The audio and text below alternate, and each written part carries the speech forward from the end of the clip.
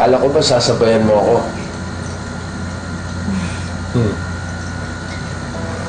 Ano nangyari, ha? TJ, stop.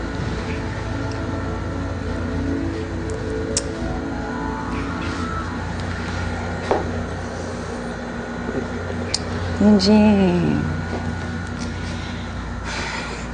Bakit, Erin? Ayaw mo? Erin. Sabihin na bago isip mo. Hindi nagbago ang isip ko, TJ. Oh, yan na. I love you. I've always loved you. Okay. Oh, ganun din naman ako eh. Erin, mahal kita. Mahal na mahal kita, oh. Sigurado ako ikaw lang ang babaeng mamahalin ko habang buhay. Sigurado ako doon.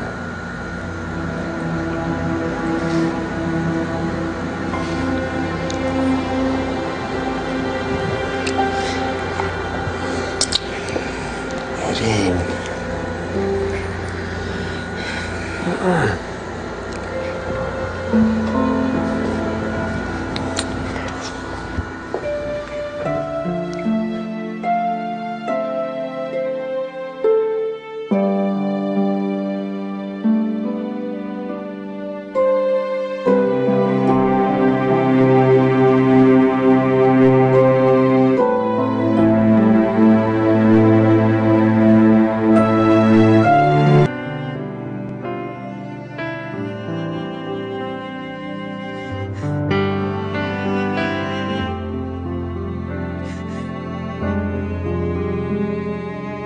Noon pa, iniwan ko siya.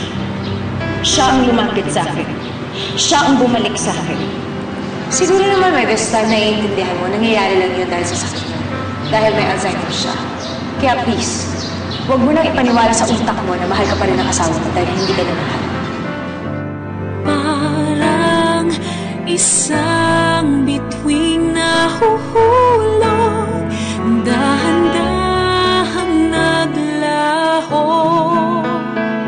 Unti-unti mang mawalang, di malilimot ng sa puso ang pag-ibig na.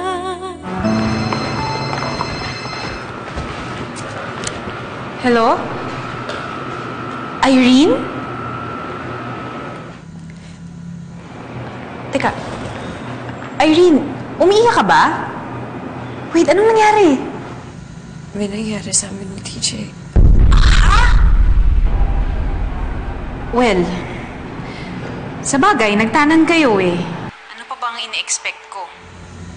Yeah, pero hindi ko to pinlano. I'm not proud about what happened. But it's TJ. It's TJ. Mahal ko siya. Siya lang ang lalaki minahal ko ng ganito.